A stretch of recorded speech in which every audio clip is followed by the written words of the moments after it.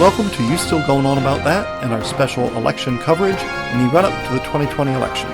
I'm Joseph K. Join me and Rob Israel tonight as we cover the film The Great Hack, which is available now on Netflix. It's a harrowing account of how Russia conspired with Facebook to put Donald Trump in the White House. We'd originally covered the Democratic debate, the second one, and The Great Hack all in one episode. We decided we would cut it in two. And so tonight you may hear a little bit of the Democratic debate discussion we had. Just as in our last episode on the Democratic debate, you might have heard a little bit of our discussion on the Great Hack.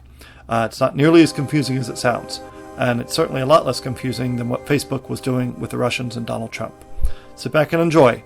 We're talking the Great Hack. I'm Joseph K. And you still going on about that? Okay, so this is another special election episode, night 1 and night 2 of the second Democratic primary. Right. Shitfest. Yeah, and we're also, and there's going to be a brief movie discussion here related to the debates. Yeah, we're going to do that first. Yeah, we'll talk about The Great Hack. Yeah, right. It's a documentary that's on Netflix.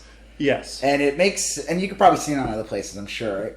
Probably. I don't think it's exclusive to just Netflix. I just think it is because it shows up on my... Right, yeah. It's like, it's right there. Yeah, I think everything I see on Netflix is a Netflix production, but it probably isn't. Yeah. Yeah. So, I figured we'd talk about this first because it is related. It's election related. Absolutely. It's about data. It's about all the information. You remember those personality quizzes you used to do? Yeah. Remember the ones? Did you ever do them? Yeah, not really. But it doesn't matter because if somebody did one of them that you were friends with, right? They got. Let's say you're like, I'm not doing this shit. But it doesn't matter because one or two people that you could be friends with did it. Yes. And then Cambridge Analytica. Yes. Which is, I guess, one of the companies. Right. They got your information. Yeah. Yeah. It is weird. Okay, I'll give a pro and a con of the movie. Yeah, it's absolutely great, and everybody should watch it. My con is kind of a fundamental one. They're not talking about hacking. This isn't hacking. They call it the Great Hack, but no one got hacked. It wasn't like something got breached. Well, in a way, you kind of are. You are getting. I mean, if somebody's stealing your information and you're not aware of it, that is technically a hack. People are aware of it though. Like when you sign up, it's just that, like the professor in the film said, nobody reads the fine print. And whenever you're on Facebook or Instagram or Twitter or whatever, you hit the little checkbox that says oh, you can share my data with certain providers, this, that, or whatever. And it's a minor. It wasn't as much of a hack as it was irresponsible selling of data and so a little bit of swindly stuff. Well, why is Cambridge Analytica famous? What are they famous for most? Because they elected Trump and they got Brexit pushed through. And who's one of the big? Who's one of the big owners of Cambridge Analytica? That Bannon, Steve Bannon, Lovable, lovable drunk, rascal, lovable neo-Nazi, senior Cartman. Yeah, he's like if Cartman grew up and then drank straight scotch for 10 years straight, no, 50 years straight. He's I think the problem with people like him is that they're so. They're not super smart or talented or anything. They just kind of stumble their way into realms of great power. Well, they're like con men. And then they're just like, how can I... Hucksters. Yeah. Yeah. The beautiful thing about the movie, I thought, was, and you probably picked it up right away, is the graphics they used in the film to show your data just sort of falling off you as you bumble your way through life. You're taking a text and they show these little pixelated... Yeah, they would show the city with everything flying up. Yeah, and it was really, really effective because you got a real clear visual sense oh shit, I'm leaking data constantly. I think Steve Bannon's leaking data all the time. Yeah, right? I was going to make one more joke that he's a walking gin blossom. Oh, yeah. Gin blossom that's come to life. Right. That's a gin Not blossom. The band. No, but that's how the band got its name. Is it's a type of cancerous growth or something that comes from alcoholism, right? Yeah. Yeah, he's a gin blossom. He is a gin blossom. So, right. So the movie's interesting because, Trump wins and they're doing, Cambridge is celebrating And I guess stuff started to come out Yes. that they were basically stealing information, and we weren't aware of it. Right. Well, the professor sued, and the crazy thing is he couldn't sue in America. He had to go to England He had to go to England, hire a because that's where the company's based. right, a British lawyer, and he said, "I want to know what you have on me, and you have to tell me, and you have to show me where I gave you consent and this and whatever." And son of a gun, like the story started to break, and then there was a few defectors. There's that guy with the pink hair. I've seen him on a bunch. He was like this. the first person to really, I would see on the news a lot in the beginning. Yes, me too. And of course, people would like make fun of him. They're like, "What? He's Right. clearly gay." They're like, "Why would you work with this company?" Yes. But and I guess he worked earlier in the company, and regardless of his reasons for it, he could claim he didn't know. Right. But I don't think the company was what it was when he was I working don't think for so. it. I think it started out as like a data management company. But I think they always had an agenda. Especially who was the main guy? Well, there was two, and I should probably have looked at this a little more carefully. It looked like there was kind of a founding partner that left and was a little bitter about it and said, "Look, they're going crazy over there. I just wanted to like sell soap." Yeah. And these people are like... Some fascism. Exactly. Yeah, literally. Yeah. And then the guy the current guy, Nix, was that his name? His last name? It was like Nix or WI. Alexander Nix. Yeah. And he looks like a evil bureaucrat from the Goblin Bank at Harry Potter. He looks like he'd be related to Frasier. Yeah. Well, anyway, I think he's the one who turned it into Fascism Incorporated or something. But anyway, like... I think you're right. I think it started out as a data company. I work in some small way in data. And I always go back to, I used to teach high school a million years ago. And kids would talk about how this, Facebook is stealing my information, X, Y, and Z. But if you're not paying for something that you think is a product, if it's free, then that probably isn't the product. You're probably the product. Right? Like that's an old saying, that's an old expression. But like Facebook, what does Facebook sell? It sells its users to advertise, to advertise. But you could say, there's things you pay for and they're stealing your information too. You could buy an app, a video game, and they're stealing. Like I remember even like, paying for Angry Birds. True. And finding out years later that they were stealing my data. Yeah. Well, yeah. Well, those damn birds. They did it. They said that they were doing it to crush the pigs. Yeah, but they're crushing my data. Yeah. Yeah. Well, look, so Facebook's free, and Instagram's free, and Twitter's free, and MySpace was free, and all these things are free. Okay, that's why they're free. Is because they're selling you. Do you remember you would see those things where people would always post this bullshit about how Facebook's going to start charging? Well. Yeah, I do remember that. The Facebook people briefly talked about that. I'd be like, go ahead. Well, and I probably wouldn't pay for it.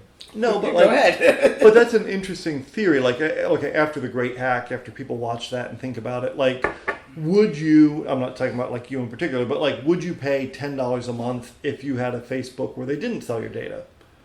Maybe some people would. I mean, I wouldn't. It doesn't seem like a good deal. I'm used to I use it a lot out of convenience, but once money starts coming in, you start expecting more things. It's like It's like Amazon Prime. We pay for that, but we get all the stuff that comes with Amazon Prime. We also get technically it's not free because you paid for it, right? But over time, when you use it, it becomes almost free. It feels free if you use shipping tons of things, which we do, and you also have the video service and all that. But you're getting something in return. Facebook's like just a time waster. Right. Well, so they're making money off of you wasting time on there.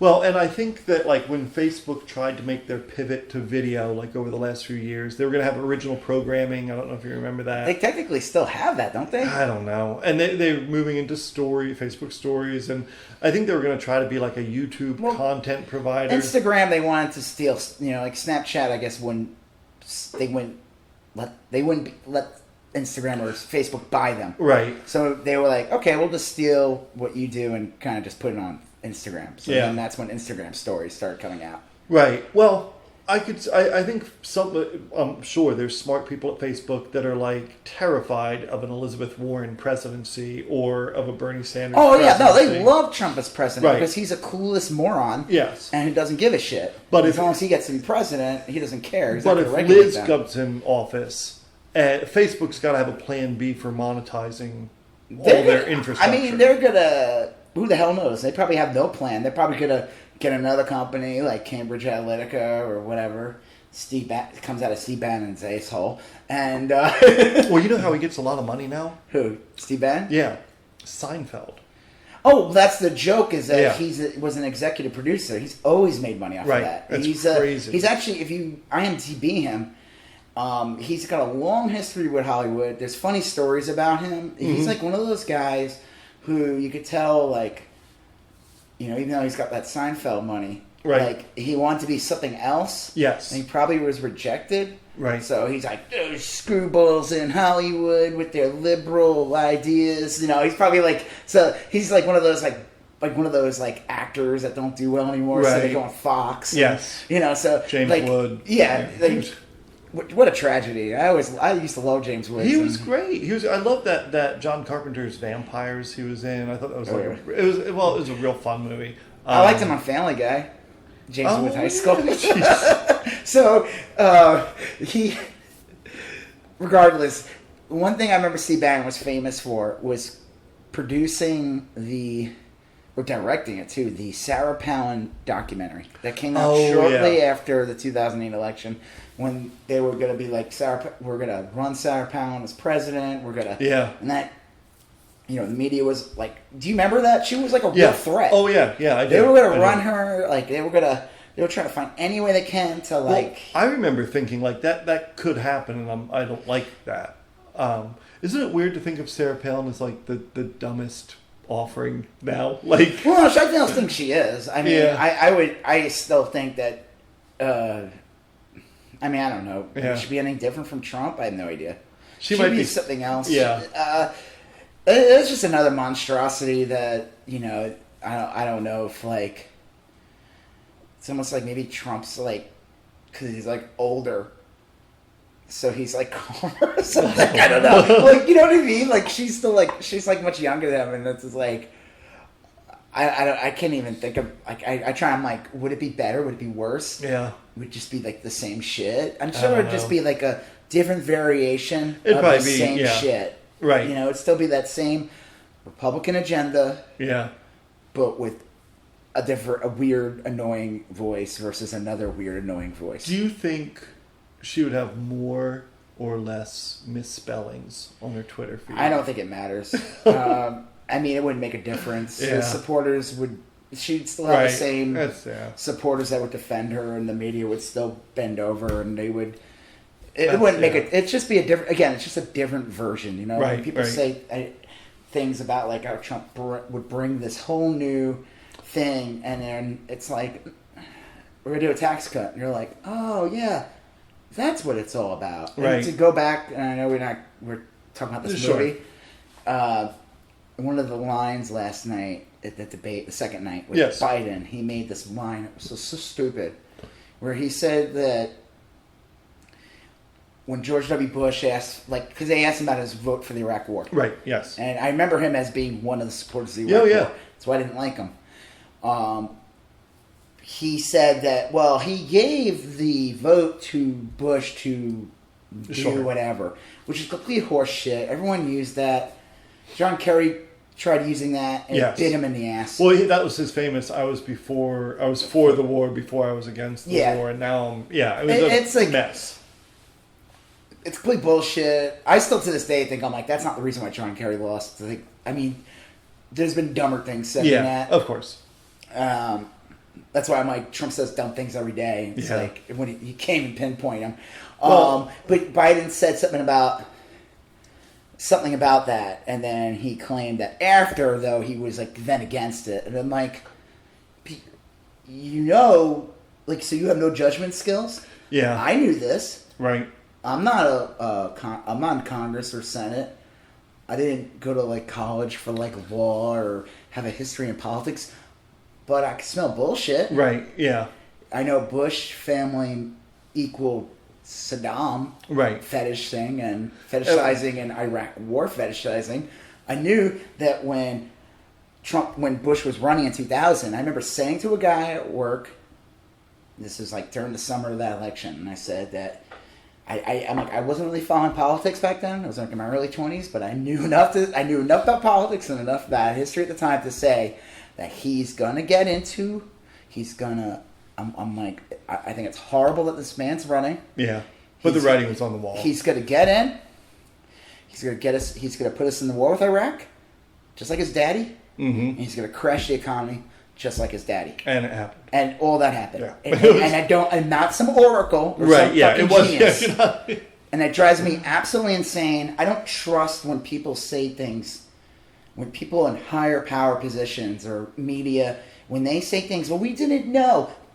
Okay, then you're a fucking idiot, and you should not be. And you should not be in your position, or you're a fucking liar, and that's why you are in that position. Because you have no soul. Right. So that would always drive me nuts, and I'm like, should I just shut my mouth so I could be in that position? Yeah. And then it always made me nuts. I'm like, so when Biden said that last night, I'm like, okay, so you're admitting you're an idiot?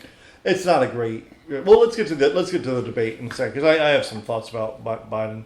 How deep do you want to go into the movie? I don't know. You should just watch it. It's interesting. There's this woman named Brittany Kaiser in it, and she's like this weird girl who like starts at, well, she's not a girl now, but she was like a girl when she got into like 14. She was only 14. She was working for the Obama administration, being like a Facebook thing, and then she got involved with like this social media and data and all that, and so she's pretty young when she gets picked up by Nick, or whatever his name is, the guy from Cambridge Analytica. And it's like she knows like pretty much from day one that these guys are on the other side. Oh yeah. So if you're working with Obama, now you're working on the other side, and you're working on the polar opposite. You're working with a team that's going to support a guy who said the other guy was not a citizen for 8 years. She is... That says a lot about that person. Right. Brittany Kaiser is a cipher, and she is incredibly interesting. She was 14. She works for the Obama campaign, doing social media stuff. Then she goes on to work for Amnesty International, and she does all these kind of altruistic, left-wing things. And in the film, they show her, like, I guess this is supposed to mean she's all liberal. They show her at Burning Man or something, and like, oh, well, clearly she's a... And all of a sudden she's wearing cowboy hats. And then the next thing you know, she's smoking Pall Malls and shooting rifles with Dick Cheney or something. I mean, it's a very odd shift. And the protagonist in the film, the professor who's trying to, like, find out the story behind all this, is asking her, like, well, didn't you think it was weird that you, like, went from Amnesty International to, like... Yeah, and she's like... Shitty... Right. International? But then she kind of, like, looks at him and she's like, well, that's not me. I don't really like to shoot guns. But, like, it's 100% you, because that's literally what you were doing. And she's, like, a weird sort of Nazi Zelig type of character. I mean, she's just... The Woody Allen movie. Yeah, she's Zelig, just, like... Okay, so just in case you guys are wondering, Zelig's a movie from, like, the early 80s. Yeah. It's about a character that can assimilate, He's a acclimate chameleon. into any situation. It wasn't a joke where he would be, like, with fat people, and then he would be fat. He would become... Yes, yeah. Like, so obviously it was fantastical. Right, And the movie's like a faux documentary. Exactly, yeah. Highly recommend it. Just don't think of the other stuff when you watch Woody Allen. Don't marry your stepdaughter or anything afterwards. Don't just leave that part out. Right. Just make sure Rowan Farrow doesn't see you watching it. Right. You know, the son of Mia Farrow. And also what's that singer? They always make a joke and say that. I didn't know. The famous Mia Farrow was like either dating or married to him. A singer? Yeah, the famous guy. He has Sinatra, Frank Sinatra. Oh, okay. And then people are like, okay, if you look at him, they're like, okay, that's not Woody That's not Woody's kid. Yes. That's Frank Sinatra's kid. Okay, well, anyway, she's like a Zelig. She is a total Zelig. You don't. You're a cipher. You're an empty vessel. And I went from like, look, I'm built to really dislike her because she's like the bureaucrat in Nazi Germany that's just like, I was just following my hose, I'm just going with hey, all my friends are doing it. Yeah, so. I'm just processing paperwork, and maybe that's a bit of a strong analogy, but I still, part of me is wondering if she had some sort of quirk about her or something going Conscience? on. Well, maybe it was that, or maybe she was like... she claims that, her dad had a stroke or something and couldn't work anymore, and, the family, lost all their money, so she was basically the one supporting the family. I was thinking something a little more... And that's a possibility. That's what? Well, like a personality disorder or something. Like a sociopath? Yeah, well, something like that. Well, there is something to be said. Some people just fall into something, and maybe it's not obvious from the get-go, and she says that too. It's almost like frog in the... What's the... the frog in the boiling water. It starts out in lukewarm water, and then the next thing you know, and maybe not from day one, she's working for a data company. Right. But even then, I'm just kind of like... Well, come on. When you... Okay, I could see, you work for a data company, they're doing some shady stuff, but, look, she was super sketchy and intentional about how she handled Brexit. We haven't even talked about the Brexit thing, but that was And that's months before Trump. Yeah. And she was hanging around real unsavory characters there. Steve Bannon. Yep. Now Farage. I get right. And I get gradually finding yourself in a position you're uncomfortable with. I think it's happened to most of us. You work in an industry or in a field and you wake up one morning and you're like, I don't know if I'm comfortable. Mm. But I didn't wake up one morning wearing a MAGA hat and carrying a shotgun. Right. You're all suddenly now at Trump's victory party. Exactly. that.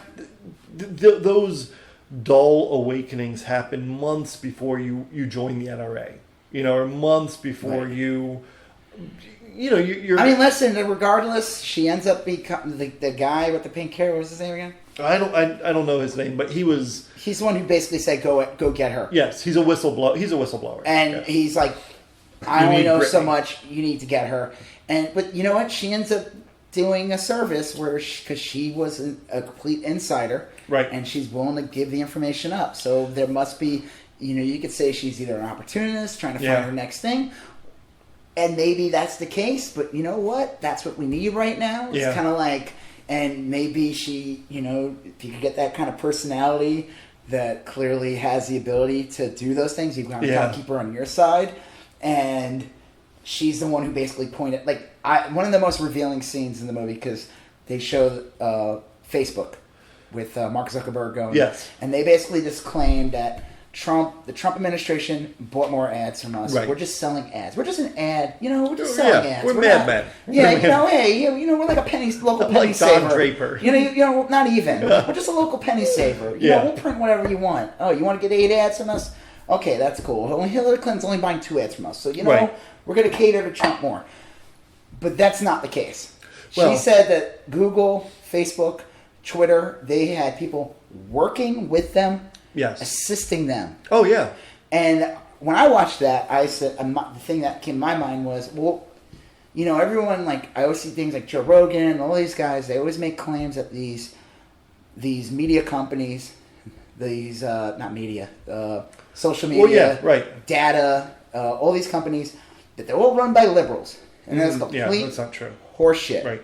That mega corporations, they have bottom line, they have stockholders. Yeah. They are no different than a dog food company. Right. No different than Walmart. They have to meet goals, and the fun thing is, they have no fucking regulations.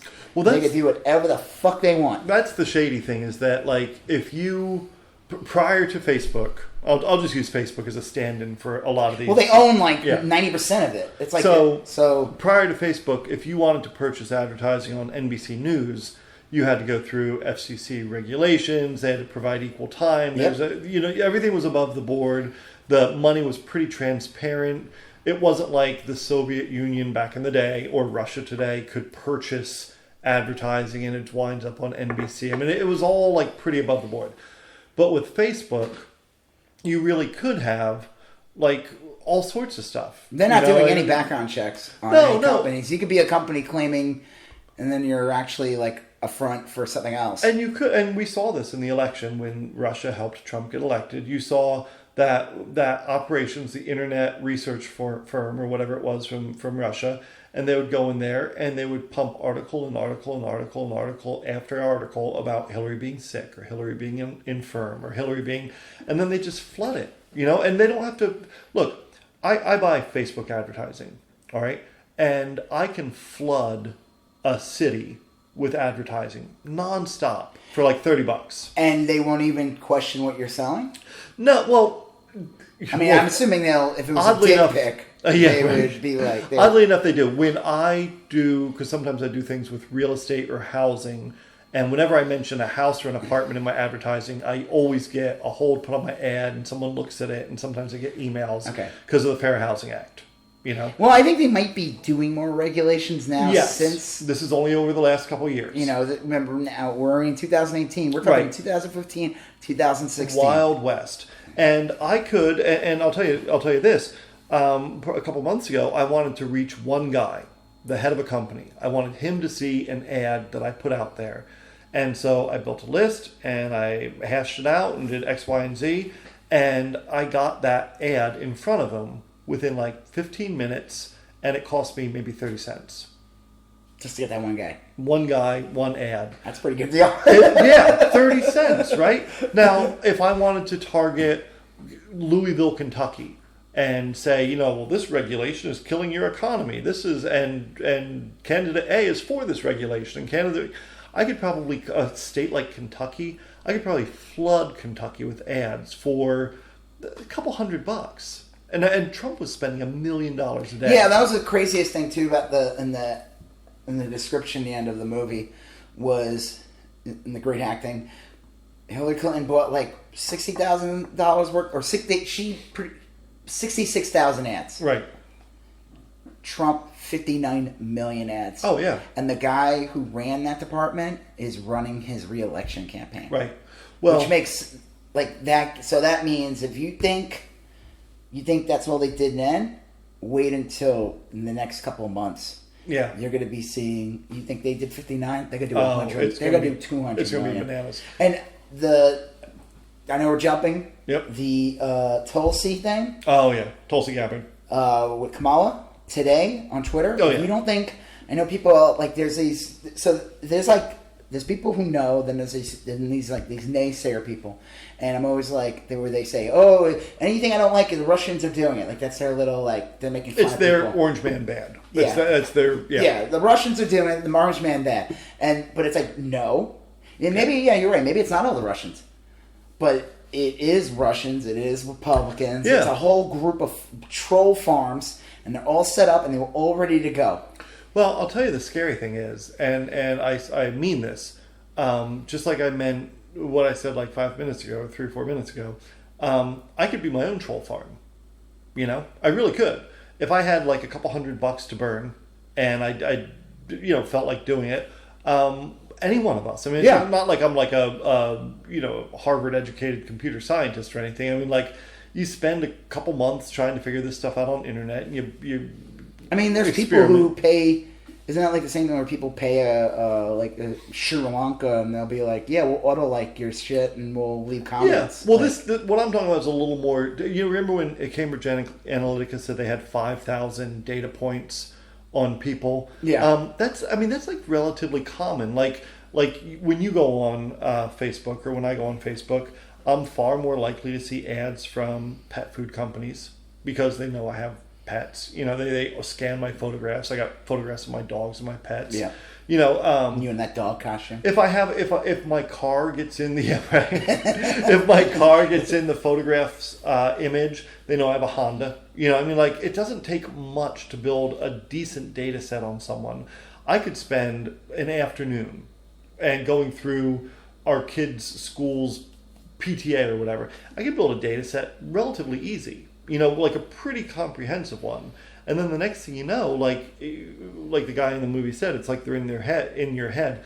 Not really. It's not like. Oh no, that was like the biggest joke years ago, and Bill Maher brought this up. Like, and I know a lot of people brought it up during the Obama administration with the NSA. I remember that was like a big freak out. But it actually really, the NSA thing, spying on you, doing that really started under Bush.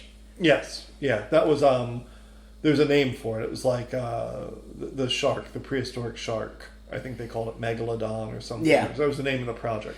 Well, and they were like stealing your information. They were tapping phones. They were Yep. doing all this stuff. But it's like, and then I remember I would always see people, like, the same people probably support Trump and vote for him. Those same people that, like, Glenn Beck nuts. Yeah. They would talk about how there's going to be a national ID. Right. The government's going to take your fingerprint.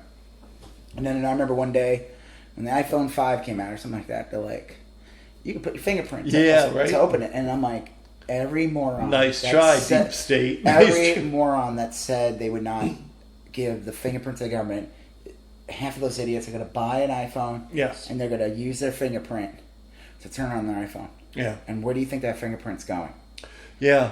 Well, I'll tell you. I mean, it's like, you know, Bill Maher brought that up. He said that people, like, why does you're nervous about the government doing this? You're already putting all your information out there. You're on Twitter, you're on Facebook, you're on Instagram, you're putting pictures out. Everything's out there. You exposed yourself. Remember check-ins? I never do that. There's people who'd be like, I'm at Arby's. Right. First of all, why would you tell everybody you're at Arby's? I'm at this place. Yeah. Oh, I'm at here. And I'd be like, okay, again, why are you doing it? But people do it. It's all plays into narcissism and all these things. And the joke is that, you know, but government ain't gonna get that picture ID of me. No way, no how. Right. Facebook, okay. Ooh. Yeah. So here's my diploma. Here's my this. ID. Here's this. Here's this. Here's this. It's all narcissism based. Well, look, I agree with you, and I'm a check-in kind of person, and look, there's another weird. I don't mean to get like too weird about it, but like there's kind of a transhumanistic appeal to this in that I'm confident that when I go online, I'm going to get delivered to me things that are of interest to me. Yeah. You know what I mean? Like the internet has figured me out due to my own willing participation. Oh, God. And so, well, like, look, you know, Robin Hitchcock, one of my favorite musicians, is going to be at some random bookstore, and he's going to and the minute that was announced, it's on my feed. I'm getting advertisements about it. I get ads for... Right. I'm sure you get... Yeah, I was going to say horrible things. No, I was going to make all kinds of... Well, the new line of ball gags come out. Fleshlight. The Fleshlight 3.0. Ooh, yeah. Furry costume? What?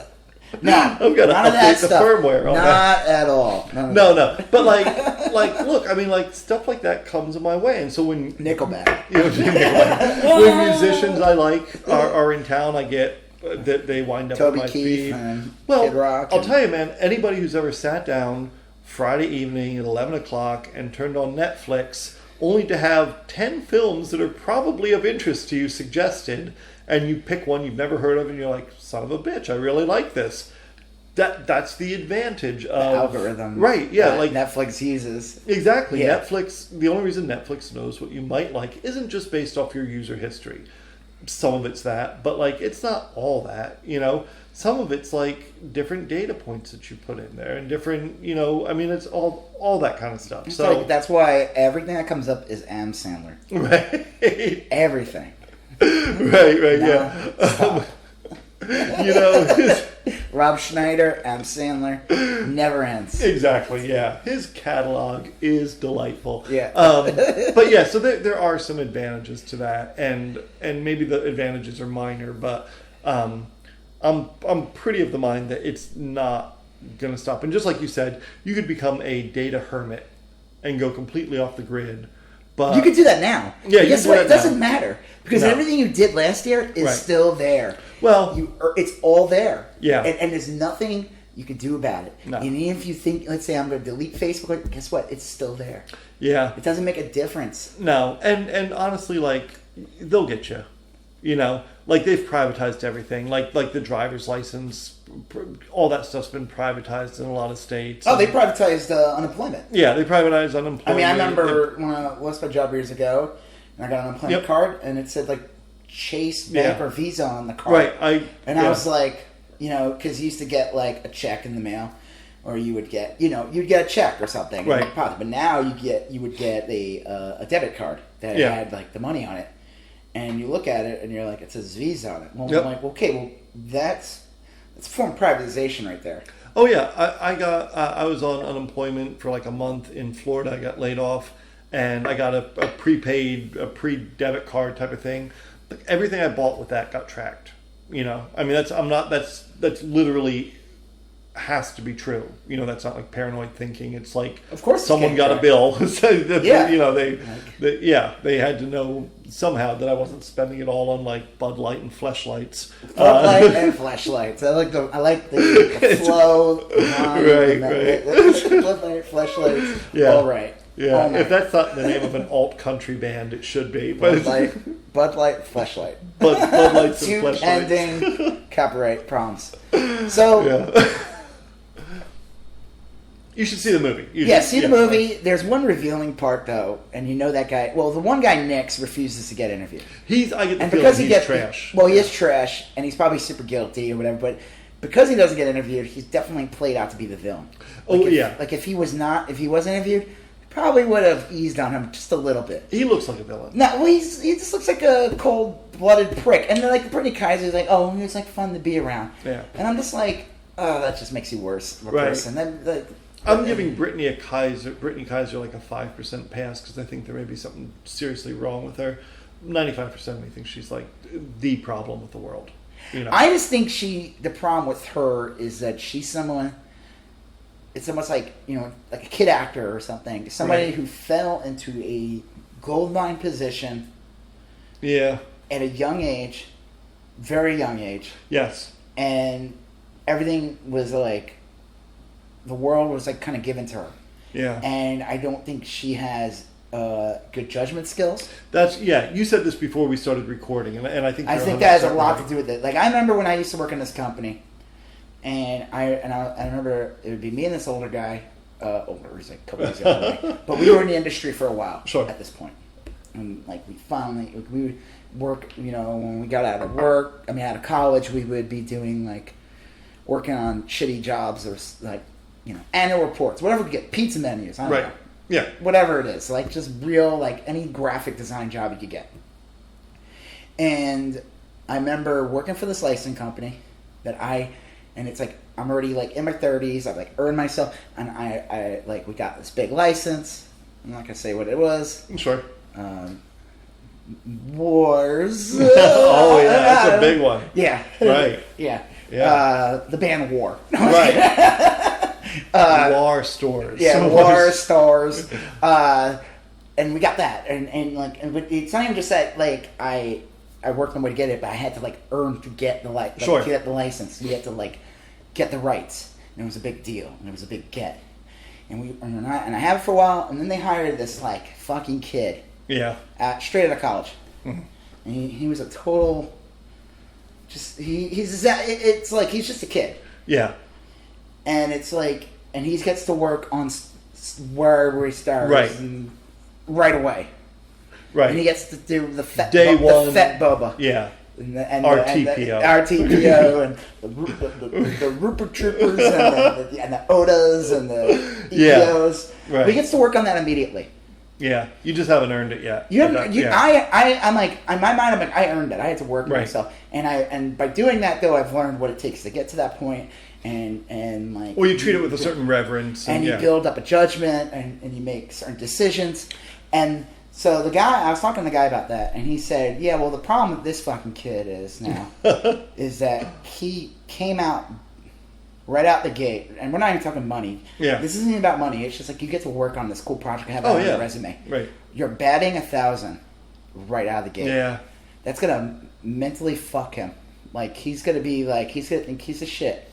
And that's how I see her. It's like she's somebody who's like she have to go work for the Obama administration, and like even if it's just like an intern, but the fact is she's like she's in the mix. Well, she has pictures of herself and Michelle. And, I mean, like and she's attending the parties. She's living the life. She's part of the glam. It's like it's not even like the nitty gritty work. It's like you're getting to be in these things, and then you have access to people. You're going to Amnesty International. Well, guess what? That involves access. You take all that, and you're like, I think I'll work for Steve Bannon and get Trump elected. and then calls regardless, Brexit, it's like, but you're probably not even thinking that. You're just like, oh, I know him and him, and you know, and you probably start making excuses, and you're like, oh, you know, they're all the same, or he has no chance of winning, but this is a good check, and you know, this guy's fun to be around, or this person's fun to be around. And, you know, I do enjoy shooting things. Well, she said that about the NRA. She's like, I did it to find out what these people are like. You know, like she's a sociologist or something. Bullshit. You know, I mean, like that's there's something in you that enjoys that. Right. Yeah. You know. Well, it's like you're looking, and there's a difference between looking, you know, watching like a reality show that has like these type of people in it, and then you know, being in it, being in the room with them. Yeah, absolutely. You know? And I don't know. What's the movie? I almost feel like maybe we could release this separately. Yeah. All right. Yeah. Actually, that's a really great idea. I think we should release this separately. So if you guys are listening to this, I know we began the episode with the Democratic debates. Psych. And psych. And we'll put it in the captions. Yes. And we're going to tell you in the captions, like, this is really the Great Hack episode. Right. I might record like a 5-second piece at the very beginning. Maybe. Yeah. I guess that's not a bad idea. Right. Yeah. Or psych. Yeah. Or yeah. We're actually going to talk about the catalog for Adam Sandler and Rob Schneider. I'll tell you what. Like, look, and I guess since we'll make this its own complete thing, I'll sum it up real quick. I think you got to watch the movie. If you don't want to watch the movie, you got to read an article about it or something, because the underlying message here is that, and what I said at the very beginning, this isn't a hack per se. This isn't. It's stuff we've willingly given up and we have not actively monitored. It's like if you walked into a park and there's a giant bowl that said free candy, you would probably investigate that shit before you started popping the Skittles. And we didn't do that with Facebook. Yeah. It was a bag of free... Because we don't understand it. Yes. And that's the problem, too, is our politicians don't understand it either. You got these octogenarians. Right. You got Mark Zuckerberg getting called into Congress or whatever. Yeah. And you get to ask these questions by these old farts. They don't know how to formulate the questions. They don't even understand it. They don't get, like, the concept of the technology. Yeah. And he's basically like... He's like somebody like, you got to restart the computer. Like, you know, like, well, I mean, did you reset your cookies? You know, there was a guy. Yeah, there was a, and I'm not saying this because of my political persuasion, but it was a Republican congressman who was trying to grill one of the people from Facebook, and the person from Facebook was like, "That's not us. You're thinking of something else. Like you're thinking of the internet, and we're a website on the internet." Do you remember the Republicans with Google? Yeah. Okay, so you're looking up idiot. Right. In Google. Yeah. And Trump would come up. Right. And they said that Google is purposely setting this up. Right. No. Google is the one. They hate me. They hate you. They're not letting me get my agenda through. Because they hate, you know. Right. And mean old Google. And Google, like, they had to explain it to the people in Congress, like, it's not how it works. Right. That's not how it works. It's like somebody in your administration, like all of them that worked for you, that you fired, called you a fucking idiot. Right. And that gets repeated and on different articles, thousands and thousands of articles. Yeah. Guess what? You got pushed up. They got the cream or the shit. Right. In this case, rises to the top. Of frothy mixtures, that's how Rick Santorum got his name. Yeah. You know, like that's right. It was Dan Savage. He made it that Santorum. It was a frothy mix of lube and it was like what came out of the ass or something. Right. Yeah. After and sex or something. And Dan Savage. I think it's Dan Savage. Yeah, well, he's definitely one of the proponents. Well, I think he was the one who started it. He said, "Look, if we all agree that the name Santorum," and it kind of does sound like that. It does sound like it. It does. It's really good. Yeah, means this thing. Then let's just start talking about it all the time, and it'll rise to the top. And son of a gun, if you Google Santorum, that's it. He's a frothy mix of lubricant and fecal matter. So yeah, you got to watch the movie just for your own good. I mean, like I said, if you don't, and then you don't want to kill yourself after. Well, I'll tell you. Well, that's the thing too, and that's why I think that, like, you know, when Brittany Kaiser says that, and like I said, I know we were like trashing her, but there's good to be had in her, and there's good information to mine from her, and it's like, if she's willing to give all that information up and even to protect herself, whatever, she said they were there. So when she's watching the testimony with Mark Zuckerberg playing Mr. Magoo on stage, acting like he doesn't know, and I'm just a simple ad salesman. Right. When she's like, no, Jack Dorsey, they're all there assisting us. They were basically like standing behind us, and we were at the computer showing us what to do. Well, it makes total sense that you got this new frontier, and you got a egomaniacal moron like Trump, who doesn't give a fuck, who's not going to regulate you. Yeah. That's like, again, it's like they are creating the railroad. Well, look. And there's no regulations. They could build a railroad through any town now. Yeah. They do that on a real small level. If I purchase through my employer, my employer, I don't purchase it with my own money, but like if I purchase $500-600 worth of ads, someone from Facebook emails me and says, hey, I noticed you're spending some money. Let me help you spend it more wisely. Let me help you you with your ads.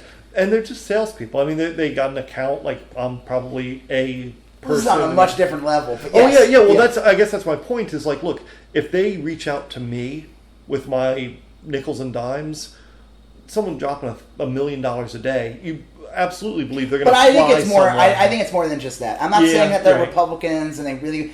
I'm looking at it as like they're billion-dollar companies that want to become trillion-dollar companies, and they want to buy up every form of tech, and they want to be able to get away with everything. Like they want to make their own cryptocurrency. They want to. They want to. The sky's the limit. The Trump administration will sit back and deregulate everything.